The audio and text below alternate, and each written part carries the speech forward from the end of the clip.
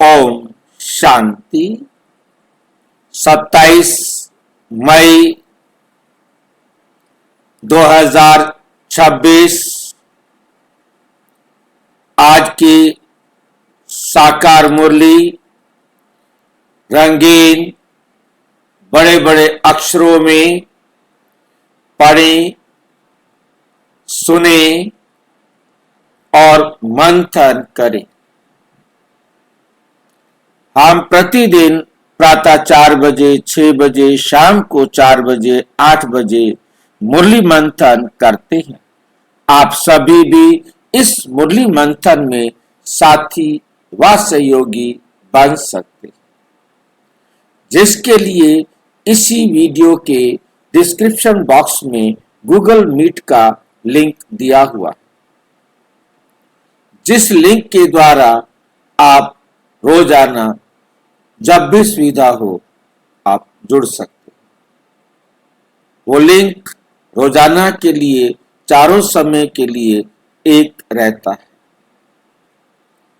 और यदि आपको जुड़ने में कठिनाई हो रही है तो जो वीडियो आप सामने देख रहे हो उसमें नीचे एक चलती हुई लाइन में आपको व्हाट्सएप नंबर दिखाई दे रहा है, जिस पर आप मैसेज करके लिंक मंगा सकते हैं, प्रश्न पूछ सकते हैं, सुझाव दे सकते हैं।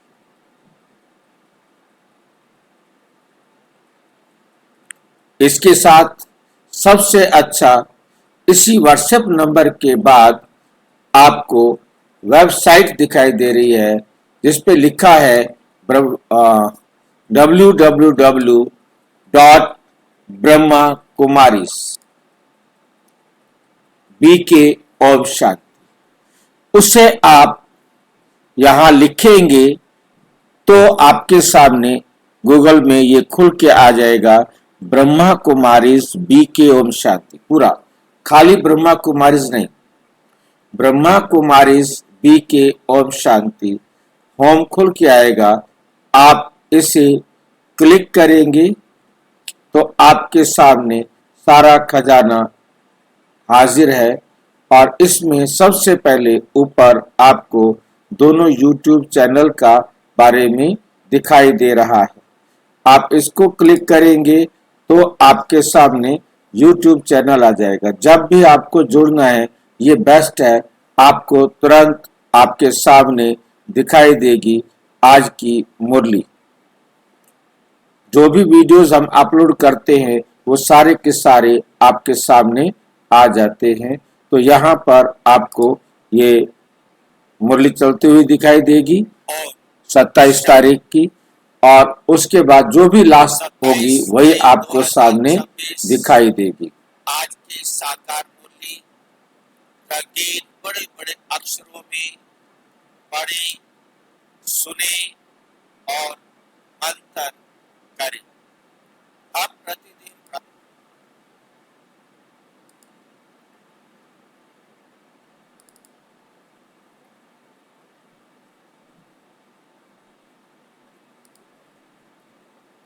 उसके बाद आप मुरली देखना चाहते हैं तो मुरली को देखें।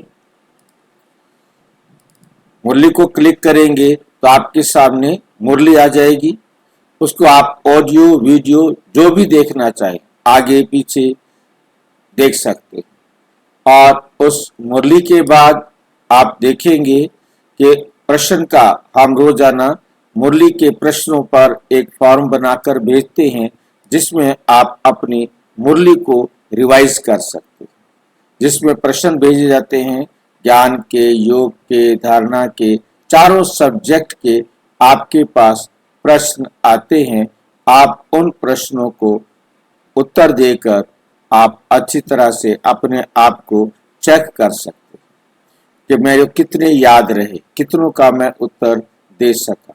तो इस प्रकार से आपको अपने ऊपर खुशी भी होती है, और एक बार गलत हो गया तो दोबारा भी आप चेक कर सकते हैं, और इसको सबके पास भेज भी सकते हैं ताकि सभी भाई बहनें अपनी मुरली रिवाइज कर सके।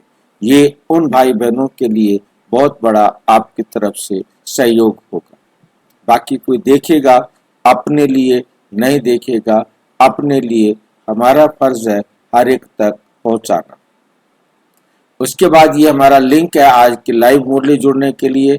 चारों समय दिए हुए हैं, जो टाइम आपको अच्छा लगे आप उस टाइम जुड़ सकते हैं। आपने सिर्फ एक क्लिक करना है और आप जुड़ जाएंगे। कहीं सेव करने की जरूरत नहीं है, कहीं पर भी है, कभी भी है। और कहीं भी मान लो आपके पास अपना मोबाइल नहीं है, आज दूसरा मोबाइल है, तो भी आप उस पर खोल सकते हैं। इसके साथ आप बुक्स को देख सकते हैं, जो हमारी बुक्स बनी हुई हैं, और उन बुक्स को सबके पास भेज भी सकते हैं। तो इस प्रकार से ये बुक जो है नए भाई बहनों के लिए, जो ज्ञान में नहीं चलते हैं, उनके लिए है। क्या ईश्वर केवल विश्वास है या अनुभव है? इसमें आत्मा का परिचय दिया है, कर्मों की गति का परिचय दिया है और परमात्मा का। इन तीनों के बारे में इसके अंदर विशेष रूप से बताया गया है। और इसको भेजने के लिए आप बिल्कुल इसके ऊपर क्लिक करेंगे और क्लिक करके लिंक आएगा, आप उसको भेज सकते हैं। और इसके साथ आपके पास सारा खजाना पड़ा है कोर्स का। आप जो भी चीज जिसके पास भी भेजना चाहते हो आप भेज सकते हैं। कोई भी वीडियो, राज्यों, कोर्स जो भी आपको अच्छा लगता है भेजने के लिए, जिसको भेजना है, जैसे कर्मों की गुह्य गति पर आप किसी को कुछ भेजना चाहते हैं, तो आप पूरे का पूरा भेजना चाहते हैं तो यहाँ से कॉपी लिंक लेंगे। आप यदि इसमें से कोई वीडियो भेजना चाहते हैं तो उसको खोलेंगे और वहां जाकर के उसके ऊपर थोड़ी देर उंगली दबा के रखेंगे तो आपके सामने ऐसा खुल के आएगा। उसमें कॉपी लिंक एड्रेस पर क्लिक करेंगे और जहां जिसको पास भेजना है और उसके पास वहां जाकर पेस्ट कर देंगे और उसके पास चला जाएगा। अच्छा, ओम शांति। आज की साकार मुरली का सार। मीठा मीठा बाबा कहते मीठे बच्चे, कालों का काल बाबा आया, तुम्हें काल पर जीत प्राप्त कराने। कालों का काल, कालों का काल, ढेर सारे काल हैं क्या? कालों का काल, क्या बहुत सारे काल हैं? भाई बुराइयां काल है। नहीं, कौन बताएंगे? ये क्या कहता है पता नहीं, सवेरे सवेरे कैसे पढ़ाता है बाबा। आते ऐसे शब्द दे देता है, कालों का काल। ढेर सारे काल होते हैं क्या?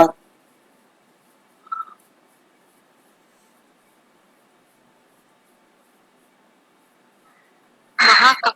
हाँ जी, महाकाल, शिव को महाकाल कहते हैं ना, महाकाल। क्यों कहते हैं उसको महाकाल?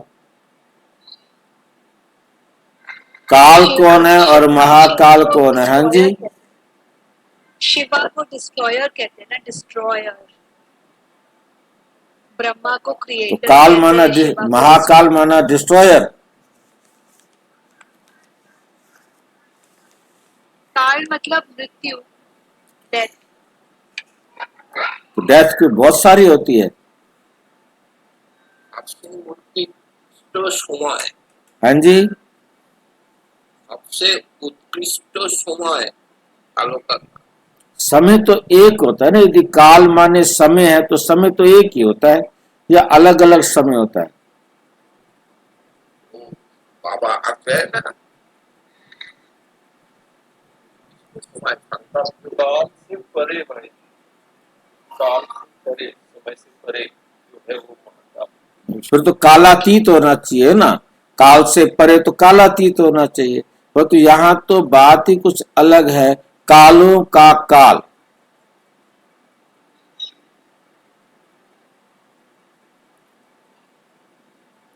कालों शब्द से तो ये पता लग रहा है कि ढेर प्रकार के काल हैं, उनका भी काल है। इस समय सभी का समय समाप्त होता है, सभी एक साथ घर जाने वाला है, सबका समय एक साथ आ रहा है।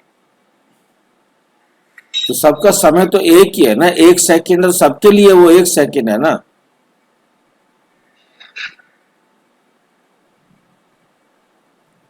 भाई जी सबको साथ ले जाने वाले, एक साथ ले जाने वाले। वो सबको साथ ले जाने वाले, फिर ये कह रहा था भी ठीक है, सब आत्माओं को परमात्मा आते हैं साथ ले जाते हैं, साथ ले जाने वाला समय तो एक ही होगा ना, या अलग अलग होगा? समय तो एक ही होता है। ये जो है ना भक्त, हाँ जी, एक ही समय पर सभी आत्माओं को ले जाने वाले बाबा आए हैं। वो तो ज्ञान के हिसाब से आपकी बात ठीक है, परंतु यहाँ कालों शब्द को मैं देख रहा हूँ, कालों का मतलब ढेर सारे काल, उनका भी कोई काल है। ये भक्ति मार्ग की बात है, ज्ञान मार्ग में ऐसी बात नहीं होती। भक्ति मार्ग में होता है कि ढेर सारे यमदूत हैं, यहाँ यमदूत को काल कहा है। ढेर सारे यमदूत हैं। कितने यमदूत हैं? एक आत्मा को लेने के लिए 2 यमदूतों की ड्यूटी होती है, और जितने आज की डेट में मरेंगे उतने उनसे डबल यमदूत जो है उसको ले जाने वाले होंगे। और एक यमदूत जो ड्यूटी पर लग गए, उनको एवरेज 15 दिन बाद मतलब ड्यूटी से उतरेंगे, क्योंकि उनको 15 दिन लग जाएंगे। ब्राह्मण की आत्मा को वो 11 दिन में धर्मराज के पास पहुंचाते हैं, क्षत्रिय की आत्मा को 13 दिन में पहुंचाते हैं, वैश्य की आत्मा को 15 दिन में पहुंचाते हैं, और शूद्र की आत्मा को 17 दिन में पहुंचाते हैं। इसलिए जो ब्राह्मण में आते हैं वो 11वीं मनाते हैं, और जो क्षत्रिय हैं वो 13वीं मनाते हैं, और जो वैश्य हैं वो 15वीं करते हैं, और जो शूद्र है वो 17वीं करते हैं। तो इस प्रकार से एवरेज मैं निकाल रहा हूं इस भेद को खत्म करते हुए, तो दुनिया के हिसाब से कि एक आत्मा ने शरीर छोड़ा, 2 यमदूत ड्यूटी पर लग गए, और वो 15 दिन बाद लगभग जान छूटेगी नौकरी से। अब आप सोचिए कि 15 दिन में जितनी आत्माएं दुनिया में शरीर छोड़ेंगी, उससे डबल तो ड्यूटी पर लगे रहते, उससे डबल। काल का काम है आत्माओं को घर ले जाना, वो समझते। भक्ति मार्ग की बात है, ज्ञान मार्ग में नहीं है। ज्ञान मार्ग में तो हम जानते हैं कि कोई भी आत्मा घर जा नहीं सकती। ये भक्त बच्चों के लिए है बात कि इतने सारे यमदूत जो आते हैं, जो आकर के लेकर जाते हैं आत्माओं को, उन सब यमदूतों का भी काल, या हमारा काल नहीं, सारे यमदूतों का भी काल है। उनकी ड्यूटी खत्म कर देते हैं, एकदम सारे संसार की आत्माओं को एक साथ ले जाते। उनकी ड्यूटी खत्म, किसी भी काल को आने की जरूरत नहीं, ले जाने की जरूरत नहीं, उनकी भी ड्यूटी खत्म। आज के बाद तुम खत्म, मैं ही ले जा रहा हूं सब, तुम तो ले ही नहीं जा सकते, एक एक ले जाते हो, लाइन लगा रखी है, इतने सारे भीड़ लगा रखी है, ये लो। एक ही सेकंड में कोई यमदूत लेने की लिए आएगा ही नहीं, सारी आत्माएं खुद ब खुद चली जाएगी।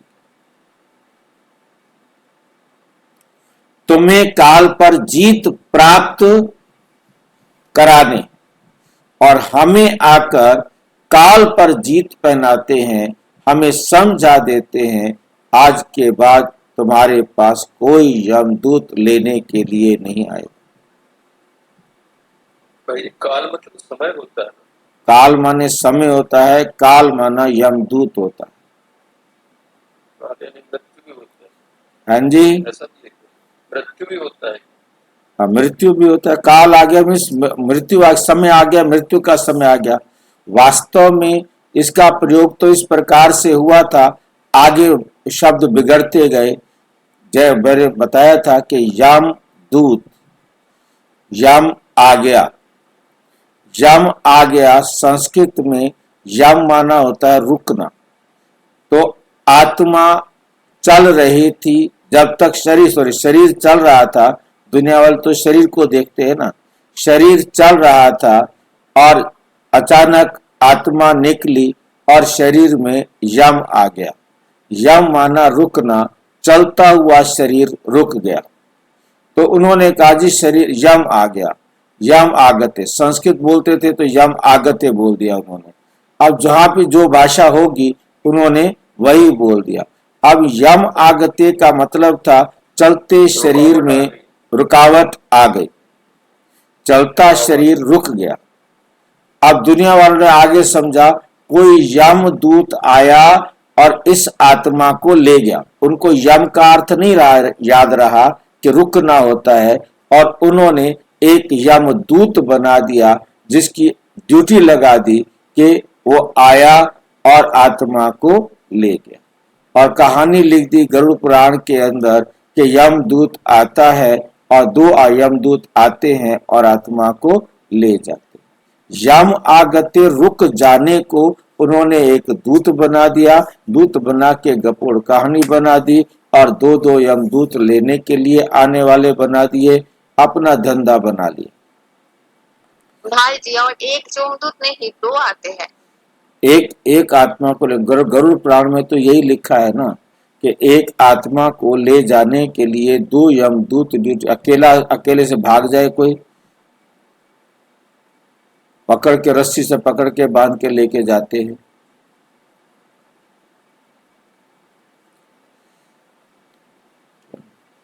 तो भाई जी, यहाँ 3 काल बोले हैं। एक काल जमदूत है, एक काल समय है और महाकाल कौन है? वैसे यहाँ महाकाल शब्द प्रयोग नहीं किया, परंतु भक्ति मार्ग का महाकाल के लिए काल ही शब्द प्रयोग किया है बाबा ने कि यम दूतों का भी, कालों का भी काल मैं हूं। बाबा मैं आया हूं, वो तो आते एक एक आत्मा को लेके जाते हैं, मैं आता हूं सबको लेके जाता हूं। सारे यम दूतों की, कालों की भी ड्यूटी खत्म, कोई नहीं है जिसको तुम ले जाओ, जाओ आराम से बैठ जाओ, तुम्हारी ड्यूटी क्या रद्दी हटा दी, क्या बोलते हैं, नौकरी से हटा दिया। और फिर हमें भी समझा दिया तुम्हें काल पर जीत प्राप्त कराते हैं, तुम अजर अमर अविनाशी आत्मा हो, तुम्हारा कभी काल नहीं आ सकता, तुम्हें काल लेने के लिए आ ही नहीं सकता, यम दूत तुम्हें लेने के लिए आ ही नहीं सकता। भाई, कालों पर जीत प्राप्त कराते हैं। कालों पर मतलब जी ध्यान से समझो, काल माना यमदूत, जो ढेर सारे काल बताए उसको मैंने स्पष्टीकरण दिया कि ढेर सारे यमदूत हैं जो आत्मा को ले जाने के लिए आते, ठीक है। और उसके दूसरा काल है शिव बाबा, जो कालों का काल है वो है शिव बाबा। यमदूतों का भी महाकाल कहो, बड़ा यमदूत कहो, जिसके बाद कोई यमदूत की ड्यूटी नहीं रहती, सारी आत्माएं अपने आप ही परम धाम में पहुंच जाती हैं। यमदूत क्या करेंगे किसको लेने आने के लिए, उनकी ड्यूटी ही खत्म कर देता है। वास्तव में कोई यमदूत लेने के लिए नहीं आते। ये भक्ति मार्ग वालों की बात भक्ति भक्त बच्चों के सामने बता रहे हैं, इसको वो तो विस्तार नहीं कर सकते क्योंकि पहले तो उन बच्चों को सारी बातें समझानी पड़ेंगी।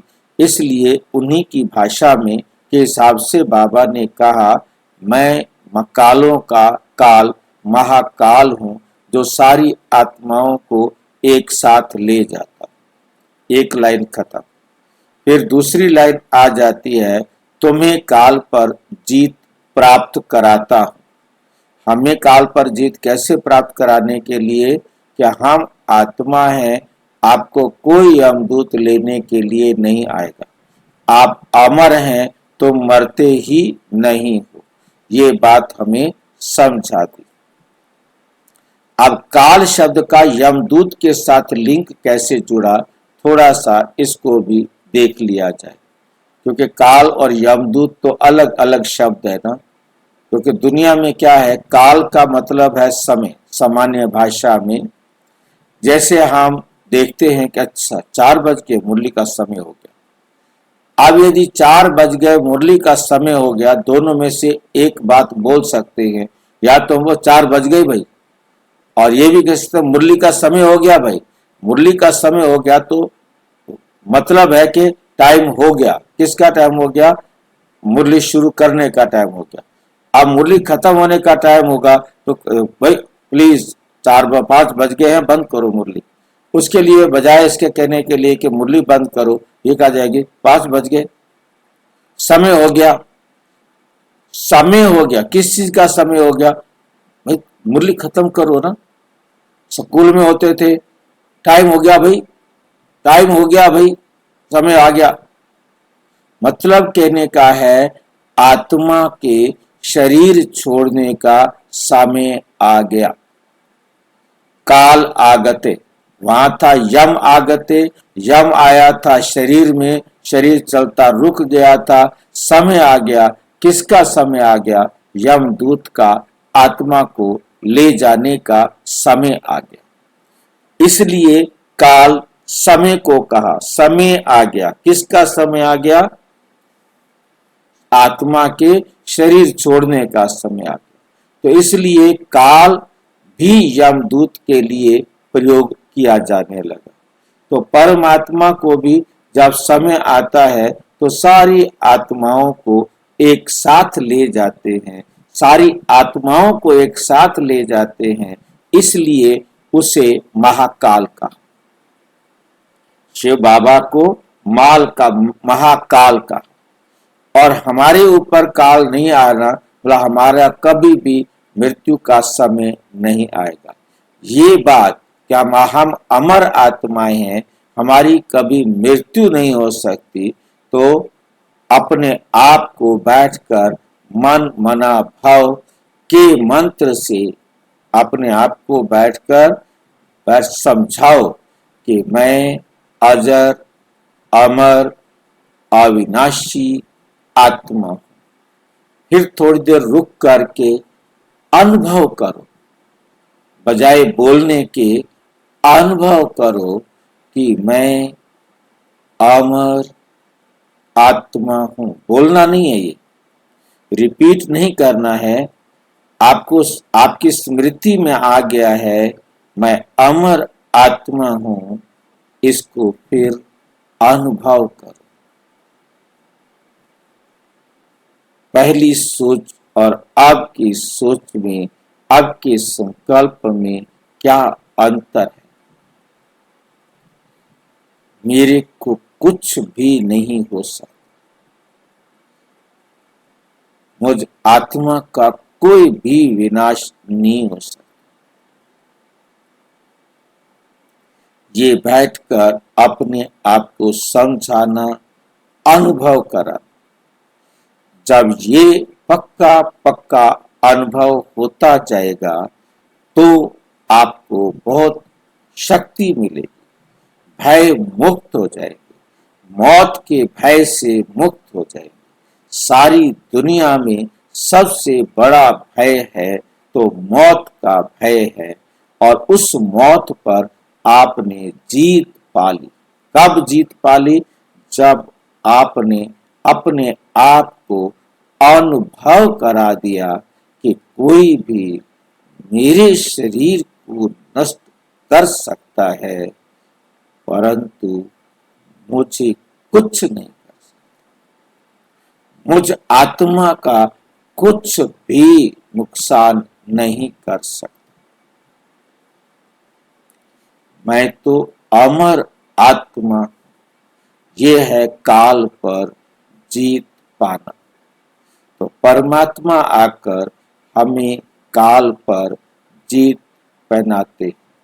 काल, मृत्यु, यमदूत और परमात्मा आकर सारी आत्माओं को इस शरीर से एक साथ मुक्ति दिलाए परम धाम पहुंचा देते, वो भी एक सेकंड में, दूसरा सेकंड नहीं आता। वो भी सभी आत्माओं।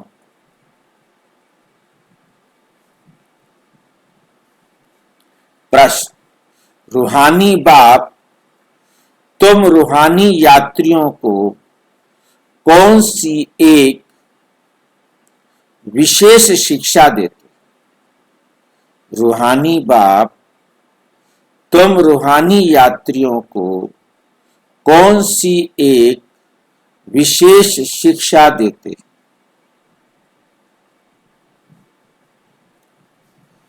हे रूहानी यात्री, तुम देह अभिमान छोड़ दो, देही अभिमानी बनो।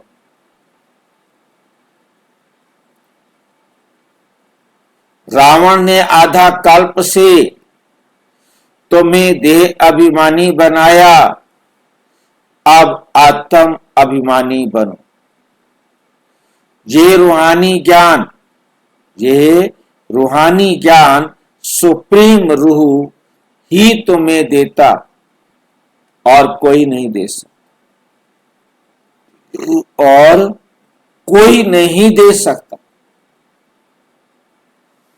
गीत ओम नमः शिवाय।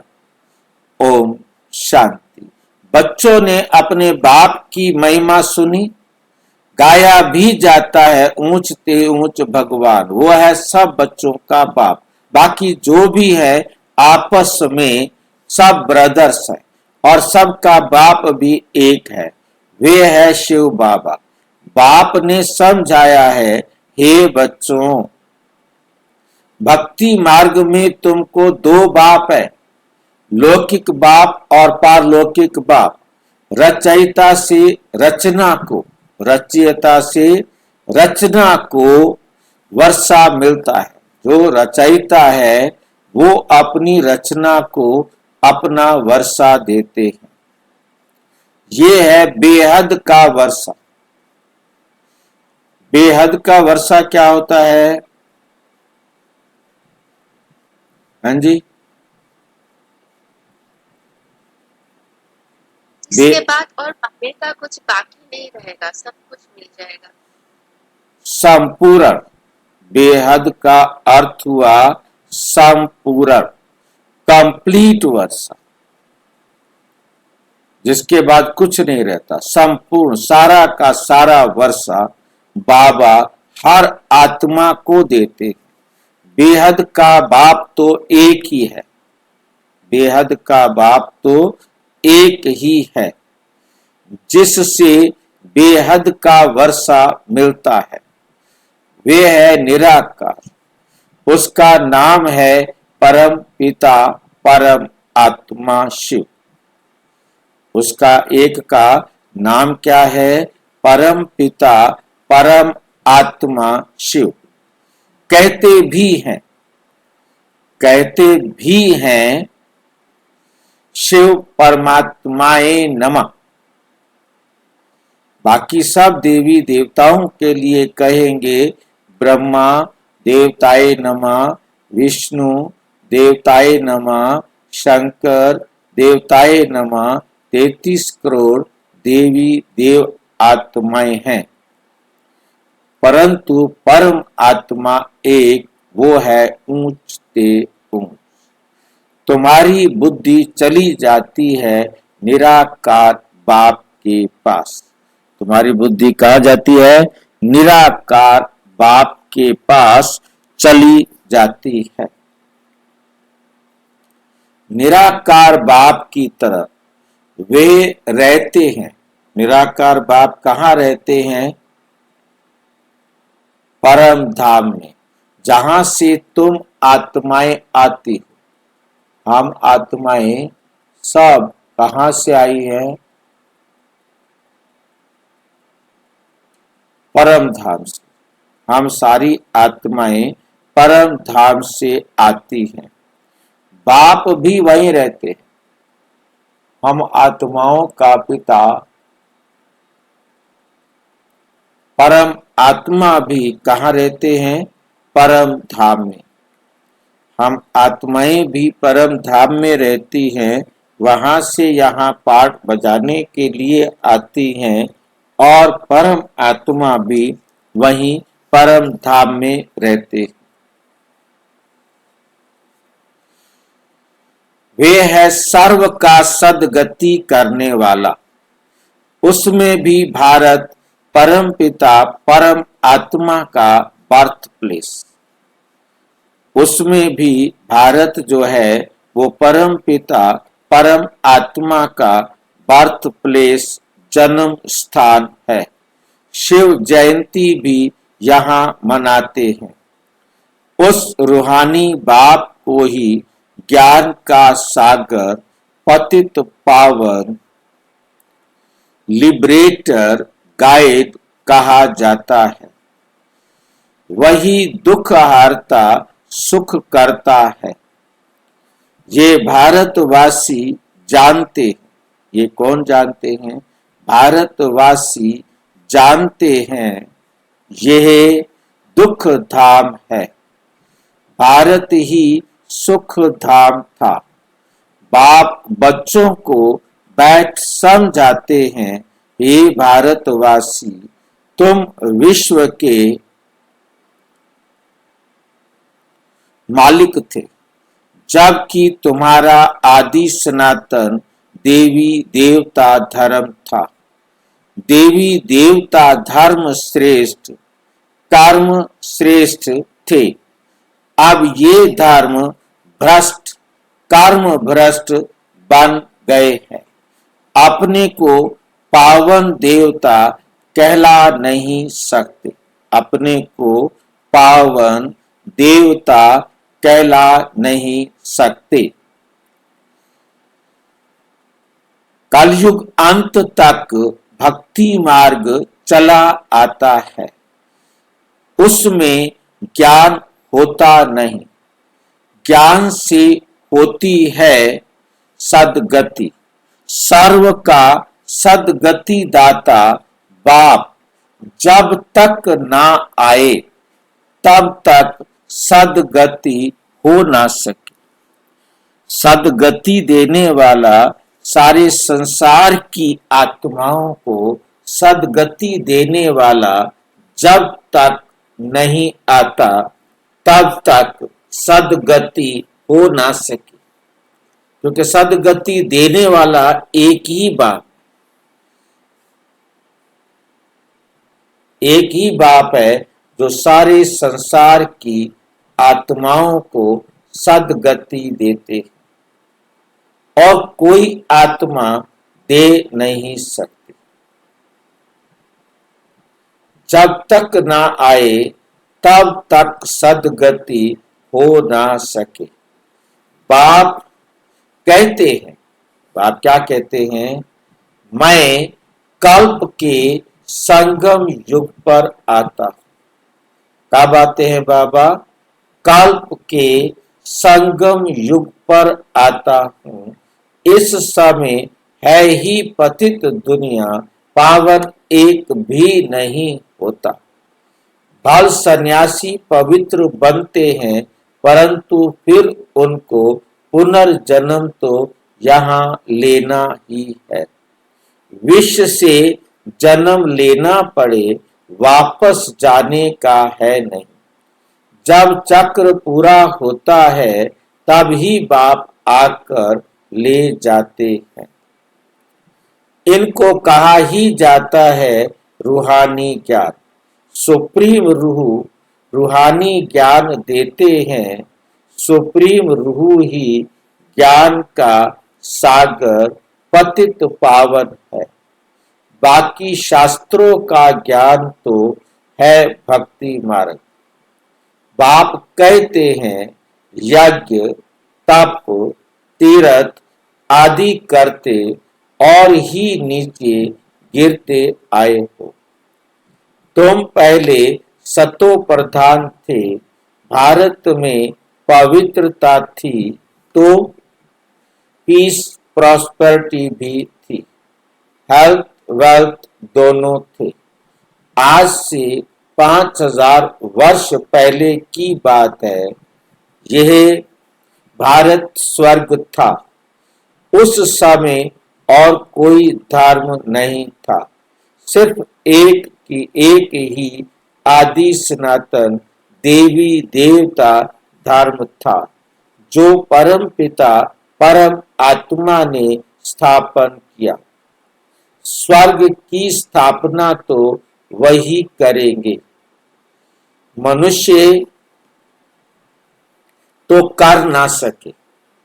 ऐसे तो नहीं कहेंगे श्री कृष्ण रचयिता है, नहीं, रचयिता एक ही निराकार शिव है। रचयिता एक ही निराकार शिव है, बाकी है उनकी रचना। रचयिता से ही रचना को वर्षा मिलता है, रचयिता से ही रचना को वर्षा मिलता है। बाप समझाते हैं, मैं तुम्हारा बेहद का बाप हूं, तुमको बेहद का वर्षा देता हूं। 21 जन्मों के लिए सूर्यवंशी चंद्रवंशी पवित्र धर्म स्थापन करता हूं।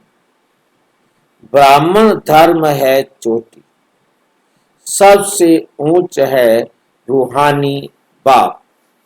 रूहों को आप समान बनाते हैं। बाप ज्ञान का सागर सुख का सागर है, तो तुमको भी बनाते हैं। भारत ही सुख धाम था, अभी तो दुख धाम है। बाप कैसे आते हैं ये किसको भी पता नहीं है। सतयुग आदि से कलयुग अंत तक ये सारी हिस्ट्री ज्योग्राफी भारत की है। ये लक्ष्मी नारायण कितने हेल्दी वेल्दी थे, कभी बीमार नहीं पड़ते थे। अभी काल पर विजय पाने की शिक्षा ले रहे। बाप जिन्हें कालों का काल महाकाल कहा जाता है, वे तुमको काल पर विजय पहनाते हैं, विजय पहनाते हैं। नाम भी सुना शिवाय नमः। तुम ऐसे तो नहीं कहेंगे परम आत्मा सर्वव्यापी है, कुत्ते बिल्ली में है। इसको कहा जाता है धर्म की ग्लानि। बाप की ग्लानि करते हैं। अभी ये है कल्प का संगम युग समय। इस समय ही विनाश काले विपरीत बुद्धि कहा जाता है। अब विनाश तो सामने खड़ा है। गीता में भी लिखा है, यादव कौरव पांडव क्या करत है। सर्वशास्त्रमयी शिरोमणि श्रीमद् भगवत गीता है। उनसे ही फिर और शास्त्र निकले। तुम जानते हो गीता है डीटी धर्म का, डीटी माना देवी देवता धर्म का शास्त्र। बाप कहते हैं, मैं आता हूं तुमको शूद्र से ब्राह्मण बनाता। बाबा क्या कह रहे हैं, मैं आता हूं तुम्हें शूद्र से ब्राह्मण बनाने, फिर सो देवी देवता बनाता हूं, फिर तुम क्षत्रिय वैश्य शूद्र बनते हो। बाप समझाते हैं, तुम 84 जन्म कैसे लेते हो। सबसे जास्ती जन्म जरूर वे लेते हैं जो पहले पहले सतयुग में आते। ज्यादा से ज्यादा 84 जन्म लिए। जो जितना लेट आएगा, सतयुग में 150 साल लेट होने का मतलब एक जन्म कम, 300 साल का मतलब 2 जन्म कम, और द्वापर त्रेता में 100 साल लेट होने का मतलब एक और जन्म कम। तुम भारतवासियों ने मिनिमम एक जन्म, कम से कम एक जन्म के लिए तो हर आत्मा को इस धरती पर आना पड़ता है, और एक जन्म भी कम से कम 1 साल का होता है। ज्यादा कितना भी हो सकता है, 50, 60, 70, 100, परंतु कम से कम एक जन्म 1 साल का तो होगा। ये भी बाप ही बैठ समझाते हैं। बाप बिगर किसको ज्ञान का सागर नहीं कहा जाता, सिवाय बाप के और किसी को भी ज्ञान का सागर नहीं कह सकते। पतित पावन ज्ञान का सागर कहने से बुद्धि ऊपर चली जाती है। बाप ही सबको लिबरेट कर वापस ले जाते हैं। सर्व का सदगति दाता एक ही बाप है। सर्व का सदगति दाता एक ही बाप है। अच्छा, फिर सर्व की दुर्गति कैसे होती है? कौन करता है? सदगति सतयुग को और दुर्गति कलयुग को कहा जाता है। बाप कहते हैं, मैं कल्प कल्प तुम बच्चों को आकर सदगति देता हूं। तुम बच्चे सारे वर्ल्ड की हिस्ट्री ज्योग्राफी जानते हो। स्कूलों में तो आधी हिस्ट्री ज्योग्राफी सिखाते। स्कूलों में तो आधी हिस्ट्री ज्योग्राफी सिखाते हैं। सतयुग त्रेता में कौन राज्य करते थे, किसको पता नहीं। चित्र तो बरोबर हैं, ये लक्ष्मी नारायण राज्य करते थे। कितना समय वे राजधानी चली? तुम बता सकते हो।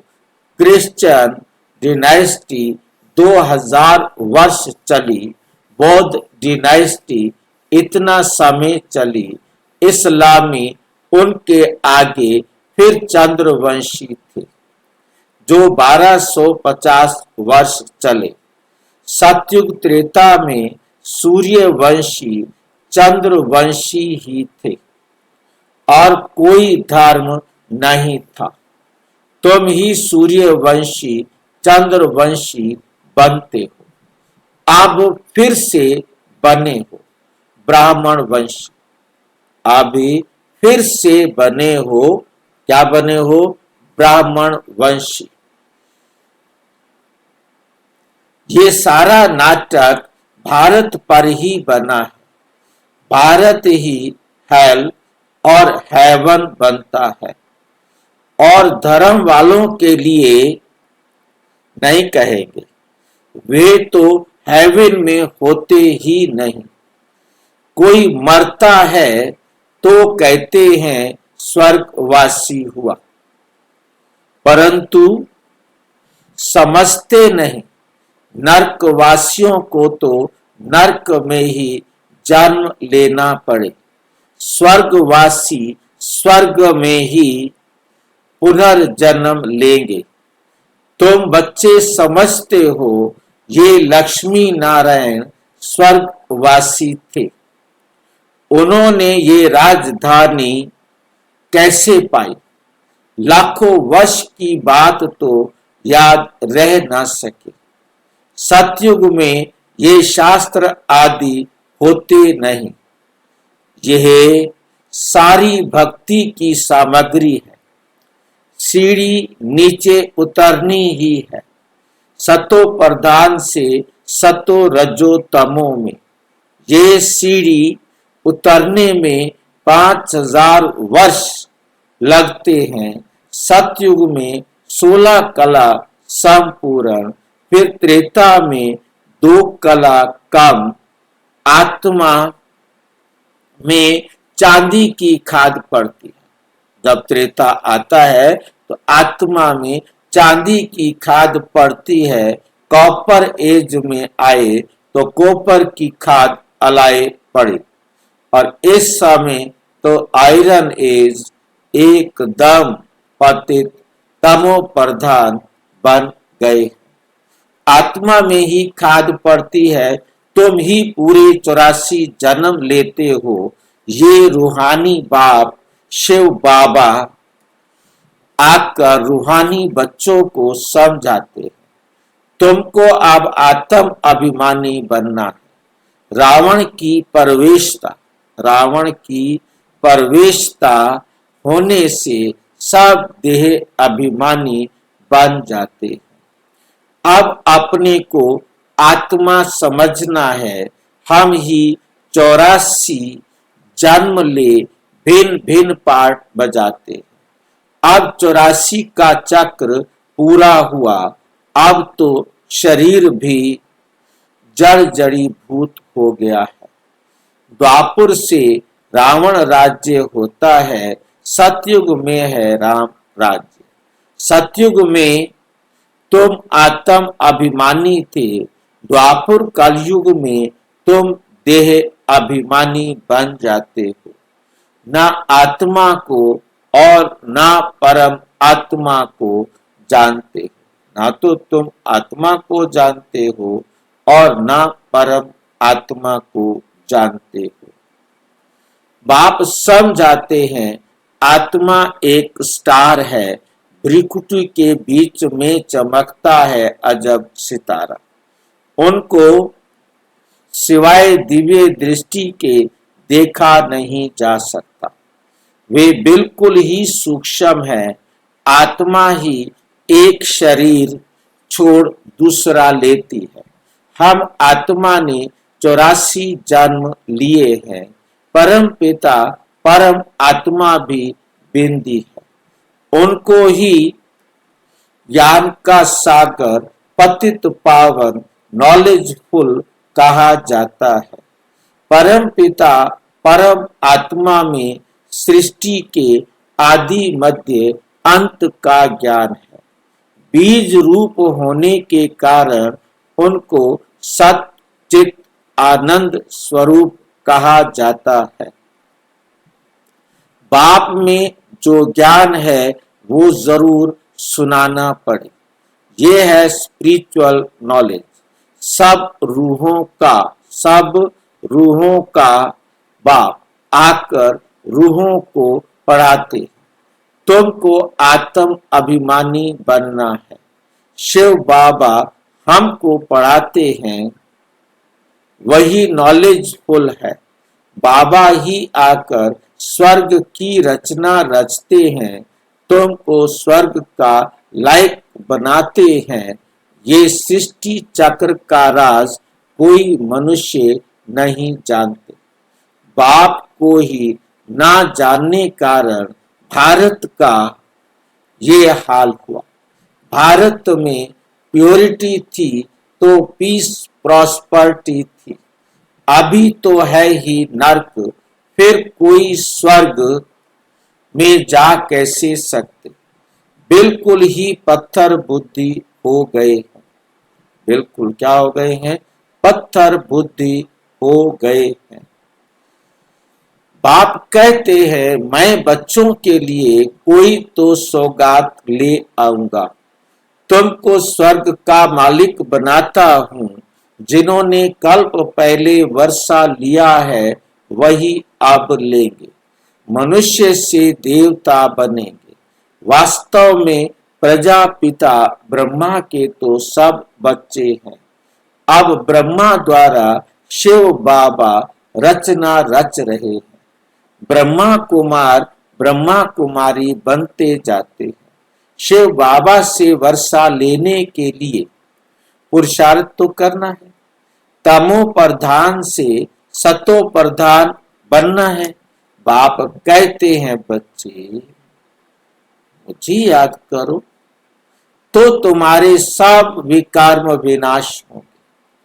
यह स्पिरिचुअल नॉलेज सिवाय बाप के और कोई दे नहीं सकता। रूहानी बाप ही रूहों को नॉलेज देते। तुम रूहानी यात्रा करते हो, देह अभिमान को छोड़ देही अभिमानी बनते हो। आत्मा अविनाशी। आत्मा क्या है? अविनाशी है। आत्मा में ही पार्ट भरा हुआ है। आत्मा कैसे 84 जन्मों का पार्ट बजाती है अब मालूम पड़ा है। हम सूर्यवंशी थे, फिर चंद्रवंशी बने, फिर हमको सूर्यवंशी बनना है। अभी बाप सतो प्रधान बनने की शिक्षा देते हैं। माम एकम याद करो। भगवानोवाच, गीता का भगवान शिव बाबा है, ना कि श्री कृष्ण। श्री कृष्ण की आत्मा भी अब सीख रही है। अच्छा, मीठे मीठे सिकिलधे बच्चों प्रति माता पिता बाप दादा का याद प्यार और गुड मॉर्निंग। रूहानी बाप की रूहानी बच्चों को नमस्ते। हम रूहानी बच्चों की रूहानी बाप दादा को नमस्ते नमस्ते नमस्ते। धारणा के लिए मुख्य सार नंबर 1, रूहानी यात्रा करनी और करानी है। स्वयं को सतो प्रधान बनाने के लिए एक बाप को याद करना है। एक बाप को याद करना है। आत्म अभिमानी बनने का पूरा पूरा पुरुषार्थ करना है। पूरा पूरा पुरुषार्थ करना है। काल पर विजय पाने के लिए बाप की शिक्षा को ध्यान पर रखना है। अपने को रूह समझो, रूहों को ज्ञान देना है। अपने को रूह समझ, रूहों को ज्ञान देना है। वरदान। बाप दादा के कर्तव्य को अपना निशाना बनाने वाले मास्टर मर्यादा पुरुषोत्तम भाव। कहा जाता है अपनी घोट तो नशा चढ़े। दूसरे की कमाई में कभी भी आंख नहीं जानी चाहिए। दूसरे की कमाई में कभी भी आंख नहीं जानी चाहिए। दूसरे के नशे को निशाना बनाने के बजाय बाप दादा के गुण और कर्तव्य को निशाना बनाओ। दूसरे के नशे को निशाना बनाने के बजाय बाप दादा के गुण और कर्तव्य को निशाना बनाओ। बाप दादा के साथ अधर्म विनाश और सत्य धर्म की स्थापना के कर्तव्य में मददगार बनो। सत्य भाई जी, दूसरों के नशे में मतलब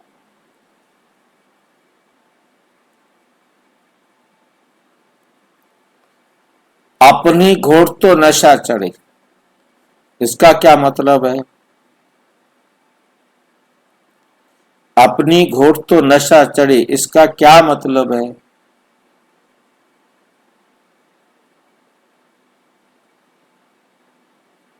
घोट क्या होता है?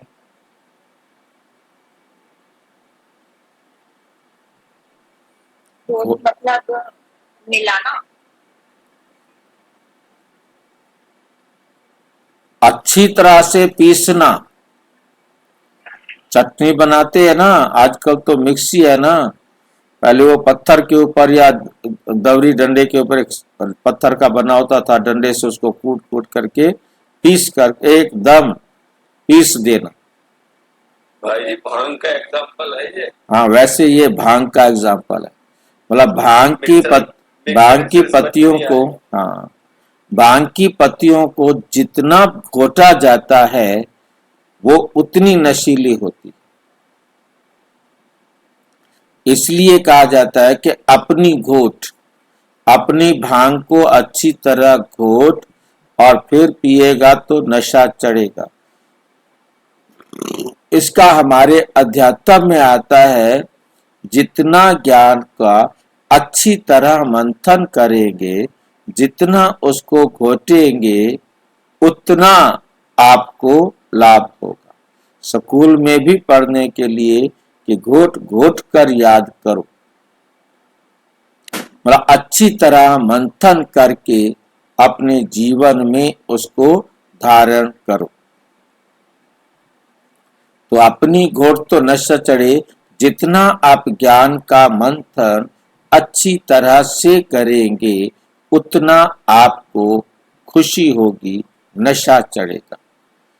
अब दूसरे की कमाई में कभी भी आंख नहीं जानी चाहिए। अब दूसरे ने ज्ञान घोट घोट कर अपने आप को नशा चढ़ा लिया है, अब उसके नशे से आपको थोड़ा नशा चढ़ेगा। वो अपना घोटा हुआ आपको नहीं देगा, आपको मिल नहीं सकता। आप अपनी घोटेंगे तो आपको मिलेगा। आपका नशा, आपकी खुशी उतनी ज्यादा बढ़ेगी जितना ज्यादा आप ज्ञान का मंथन करेंगे, जितना ज्यादा ज्ञान को घोटेंगे।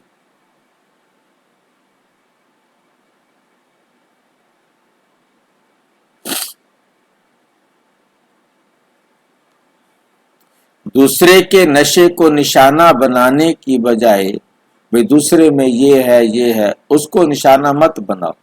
बाप दादा के गुण और कर्तव्यों को निशाना बनाओ कि ये मेरे जीवन में कैसे आ जाए। बाप दादा के साथ अधर्म विनाश और सत्य धर्म की स्थापना के कर्तव्य में मददगार बनो, क्योंकि बाबा आए हैं सारे संसार से अधर्म को खत्म करने के लिए, अधर्म का विनाश करने के लिए। तो अधर्म का विनाश करने वाले अधर्म का कार्य व देवी मर्यादा को तोड़ने पर कार्य कर नहीं सकते। वे मास्टर मर्यादा पुरुषोत्तम होते, मास्टर मर्यादा पुरुषोत्तम होते।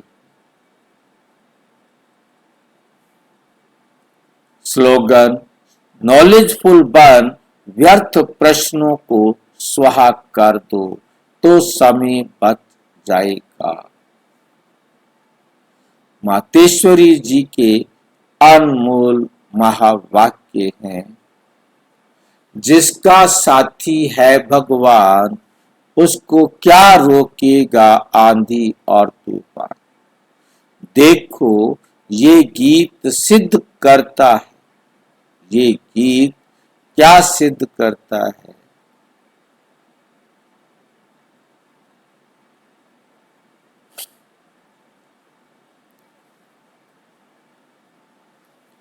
कि आत्मा और परमात्मा दो चीजें। क्या सिद्ध होता है?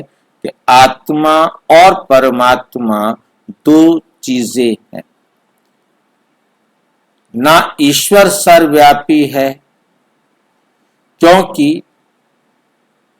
क्योंकि जिसका साथी है ईश्वर, वो हाजिर होते हुए भी फिर भी सृष्टि से इतना दुख क्यों? फिर सृष्टि में भगवान सोचो, कण कण में, जरे जरे में सर्वव्यापी है, फिर सारा संसार बताओ दुखी क्यों? क्या परमात्मा को दिखाई नहीं देता कि वो मिसाइल आकर गिरेगी और ये सारे मर जाएंगे? बाबा को पता है, परंतु उनको पहले हटा क्यों नहीं देते?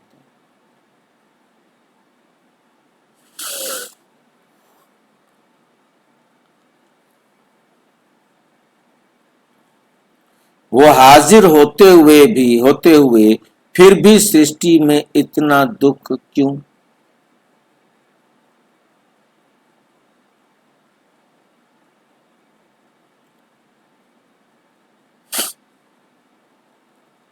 मनुष्य इतने कंगाल मोहताज क्यों?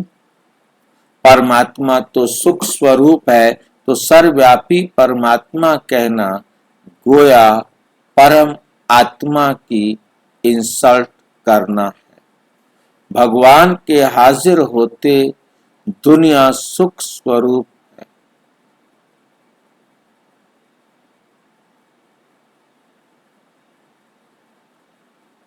हाँ जी, इसका उत्तर क्या होगा? किसका? भगवान दुनिया में हाजिर है तो इतना दुख क्यों? परमात्मा किसी के दुख दूर कर सकता है क्या?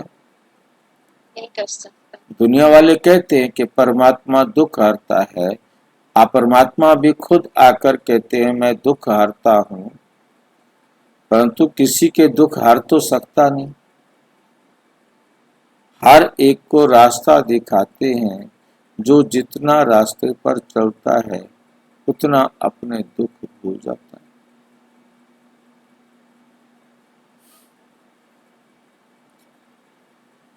फिर परमात्मा को पुकारने की दरकार क्यों? यदि परमात्मा सब जगह है, फिर दुनिया भर के भेज रहे हैं, कोई भी परमात्मा है तो फिर उनकी पुकार सुनकर परमात्मा क्यों नहीं आ रहे?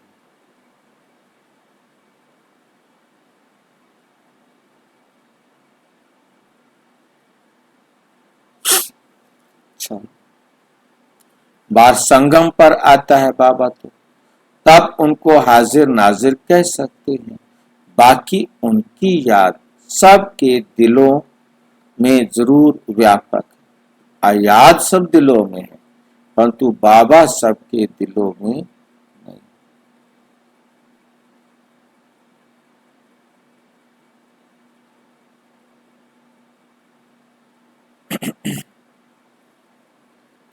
शरीर को चलाने वाली शक्ति तो हर एक में भिन्न भिन्न संस्कार वाली आत्मा है ना कि परमात्मा।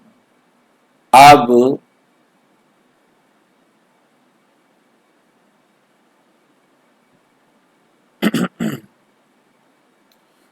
विचार करना है कि परमात्मा का साथ क्यों लिया है।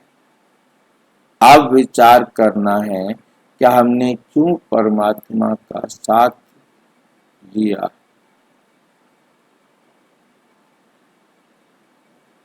अच्छा,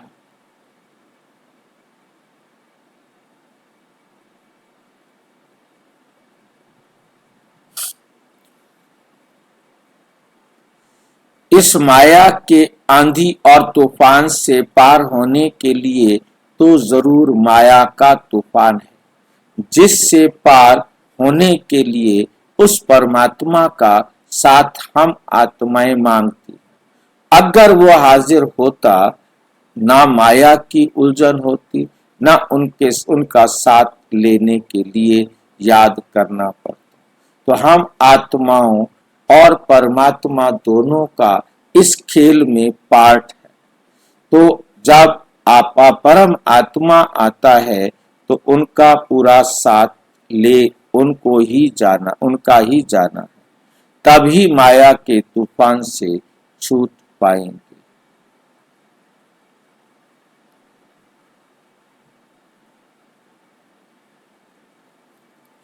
भले वो सुख सबका सुख दाता है, परंतु जो प्रैक्टिकल में उनका सहारा लेते हैं उन्हों को ही साथ मिलता है।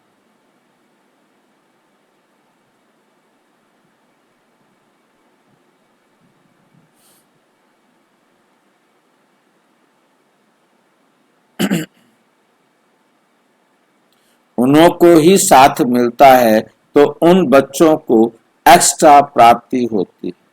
भल वो दुनिया के अंदर आए उपस्थित होने के लिए,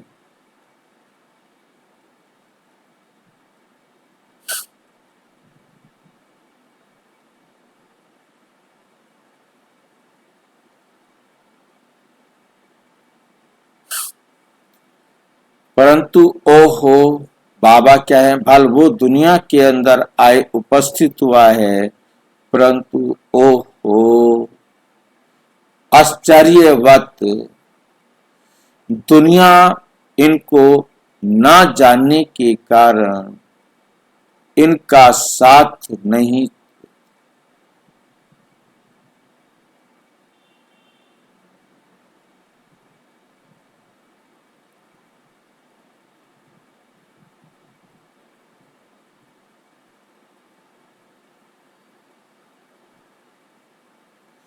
अगर इनका पूरा साथ पकड़ ले तो मदद देने में मशहूर है। कहते हैं एक कदम तुम आगे बढ़ो तो 10 कदम आगे आएंगे। तो वो संपूर्ण वर्षा देते हैं जिसमें कोई अपूर्णता नहीं होती।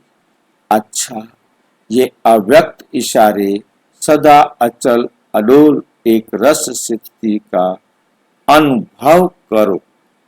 कोई भी संकल्प आए तो ऊपर देकर, शिव बाबा को देकर स्वयं निसंकल्प हो जाओ।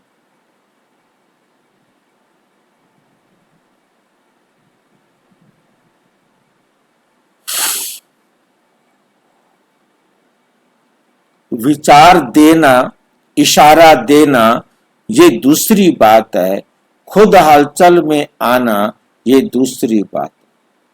तो सदा एक रस संकल्प शक्ति,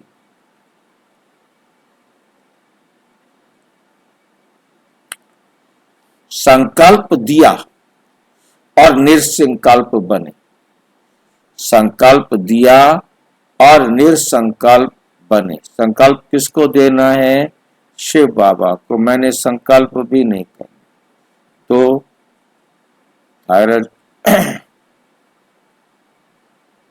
निसंकल्प बने। सदा ध्यान रहे कि मुझे कर्म इंद्रिय जीत बनना है। मुझे क्या बनना है? कर्म इंद्रिय जीत बनना है। कोई एक कर्म इंद्रिय की आकर्षण भी एक बाप का बनने नहीं।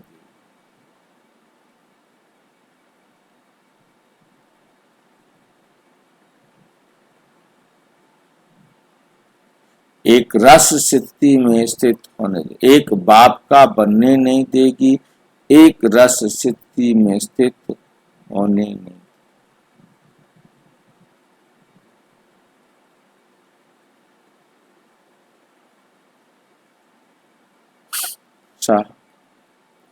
ओम शांति। और विस्तार से जानने के लिए प्रजापिता ब्रह्मा कुमारी ईश्वरीय विश्वविद्यालय के किसी भी सेवा केंद्र पर संपर्क करें। और यदि कोई प्रश्न है तो 9213106986 पर केवल RTI या टेलीग्राम करें। 9650692270 पर केवल व्हाट्सएप करें। फोन नहीं। ओम शांति।